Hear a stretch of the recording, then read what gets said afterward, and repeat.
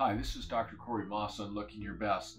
So we're getting more questions now as time passes and the marketing is waning for the companies that sell the machines that do a really old technique called follicular unit extraction for hair transplant.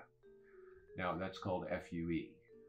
Follicular unit extraction is a method of borrowing the hair from the back of the head, which is a good method when there's not a lot of hair needed, in my opinion.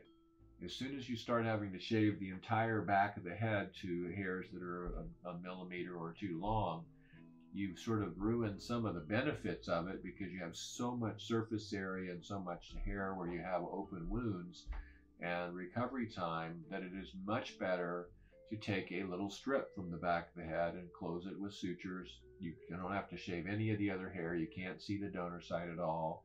And the scar that heals there, in contrast to what you see on the magazines where they pick the worst possible scars, which I've only seen those in a couple of cases referred to me.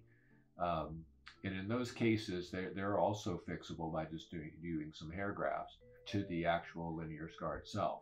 So FUE and FUT was a big discussion a few years ago.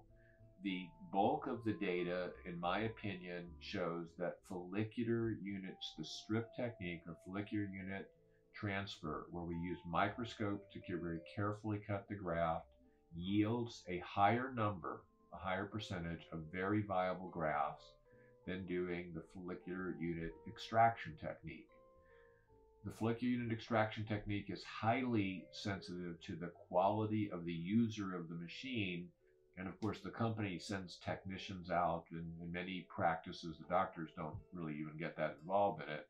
The techs sort of take over.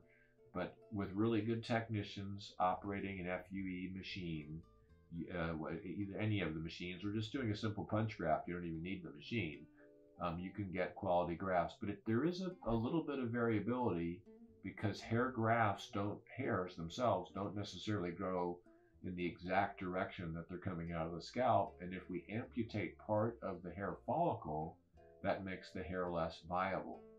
If we don't have enough of the structural tissue around the hair follicle, then the hair is less likely to take. So in general, I would say the FUT technique, that's harvesting a strip of hair and then closing with an incision, you only have to trim a very small 1.5 centimeter section of hair that's easily closed, which keeps your hair long and keeps people not noticing that you had anything done, is in general a better technique with higher percentages of hair graft take. Now the flip side is if you have only a few hairs to do, it makes a lot of sense to just take a little punch graft and get a few hairs. You don't have to shave that much hair. You can do it in areas where it's not that noticeable. And I'm in total agreement. And there's a lot of discussion back and forth between the groups with a lot of corporate money behind the FUE technique and a lot of sort of history and technology and experience with microscopes for the FUT technique. So they both have their virtues and they both have their downsides. In general, we want the highest number of possible grafts that we can get per hair graft, per hair that's harvested. If you have any questions about FUT or FUE, please don't hesitate to write at drmaas.com. You can also send photographs or video to drmaas.com, and I'm happy to answer those on our video blog and get you straightened out. And for the many uses and values of hair grafting, I'm very happy to answer those questions. This is Dr. Corey Maas on Looking Your Best.